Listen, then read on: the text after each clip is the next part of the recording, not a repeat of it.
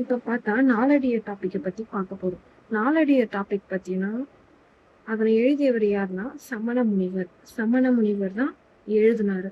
அவர் எந்த நாட்டை சேர்ந்தவர்னா பாண்டிய நாட்டை சேர்ந்தவர். அவரை பத்தினா சமண முனிவர் தான் எழுதினாரு. அவர் பாண்டிய நாட்டை சேர்ந்தவர்.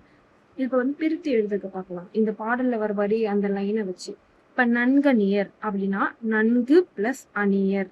நாய்க்கால் நாய் பிளஸ் கால். நட்பெண்ணாம் நட்பு பிளஸ் எண்ணாம். இப்ப அணியர் அணியர் என்பதன் பொருள் என்னது? அணியர்னா நெருங்கி பழகியவர். அணியர் இப்ப ஒரு செயின் அணிஞ்சிட்டு இருக்கோம் அப்படின்னா அது நம்ம கிட்ட தானே இருக்குது. அது மாதிரி நெருங்கி பழகியவர், நெருங்கி இருப்பவர், அதுதான் அணியர் அப்படின்னு சொல்லுவாங்க. எண்ணாம் எண்ணாம்னா என்னதுன்னா என்ன பையன். எண்ணாம் அப்படின்னா என்ன பையன். சேய் இந்த ஒத்த காலுக்கும் ரத்த காலுக்கும் பாரு. சேய்னா தொலைவு. சேய் தொலைவு. செய் அப்படின்னா நம்ம செய்யறத சொல்லுவோமா. அப்புறம் பாத்தீங்கன்னா வயல் அதையே சொல்லுவோம். செய்னா வயல், சேய்னா தொலைவு. இது ரெண்டு ஒத்த கால் ரத்த காலை கவனமா பார்த்துக்கணும். அப்புறம் அணையர் அப்படின்னா போன்றோர் அப்படின்னு பொருள்.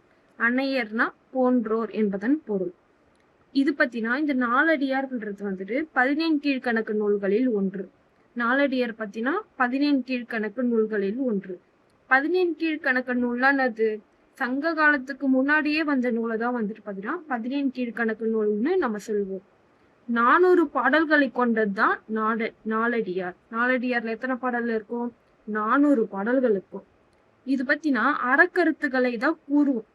இந்த நாலடியார் பத்தினா அறக்கருத்துக்களை தான் கூறும்.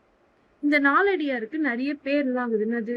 நாலடி 400, வேளாண் வேதம், திருக்குறளின் விளக்கம். இந்த 3 பேர் எல்லாம் ஞாபகம் வச்சுக்கோங்க. நாலடி 400, வேளாண் வேதம், திருக்குறளின் விளக்கம். அத திருக்குறளின் விளக்கம்னா குட்டி திருக்குறள் அப்படின்னு சொல்லுவாங்க. இந்நூலை பத்தினா சமண முனிவர் பலர்கள் பாடிய பாடல்களின் தொகுப்பு. நிறைய பேர் பாடியிருக்காங்க இந்த நாலடியார்ன்ற ஒரு நூலை.